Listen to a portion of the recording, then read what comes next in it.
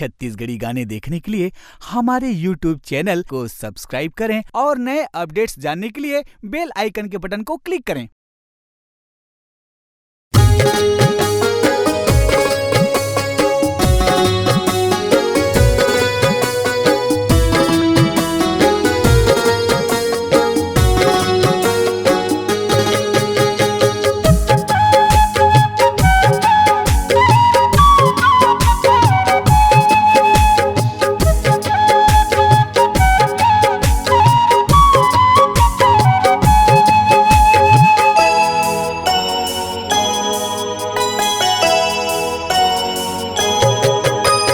आँखी के तोर काजल, आँखी के तोर काजल, आँखी के तोर काजल, जादू चला दे ऐसे लागे जैसे गोरी पागल बना दे, ऐसे लागे जैसे गोरी पागल बना दे।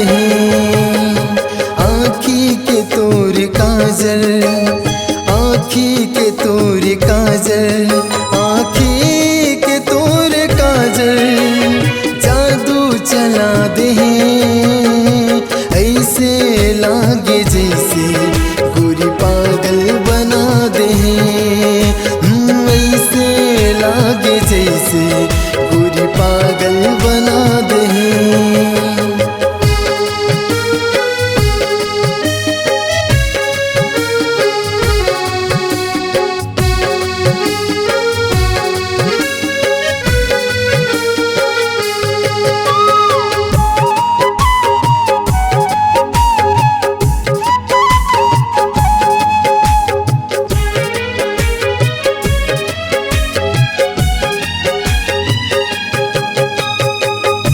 हंसाई तोरी रिंगाई पागल कर डारे, पागल कर डारे।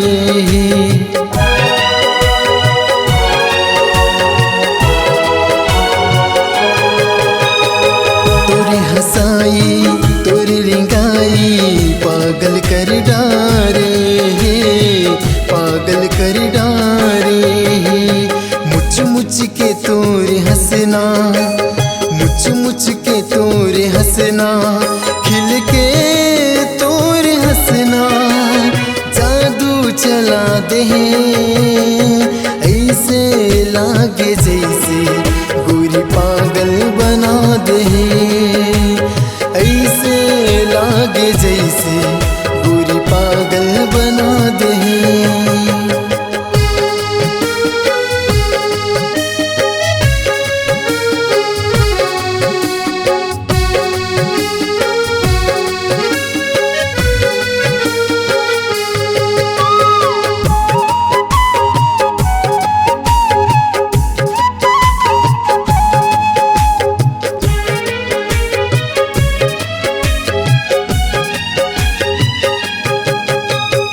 मृग नैनी आँखी तोरे ये दीवानी तोर वो, ये दीवानी तोर वो।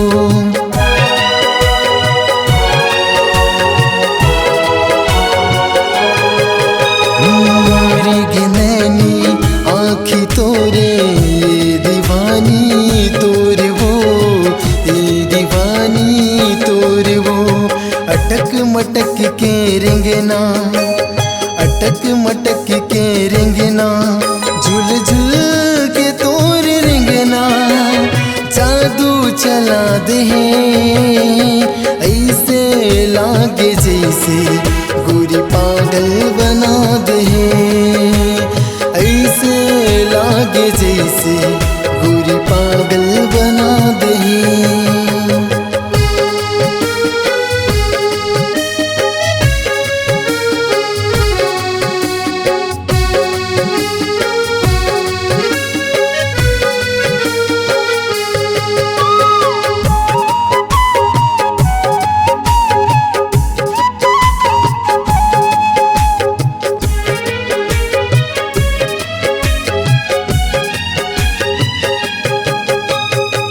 चांद सूरज कस तोर काया होगी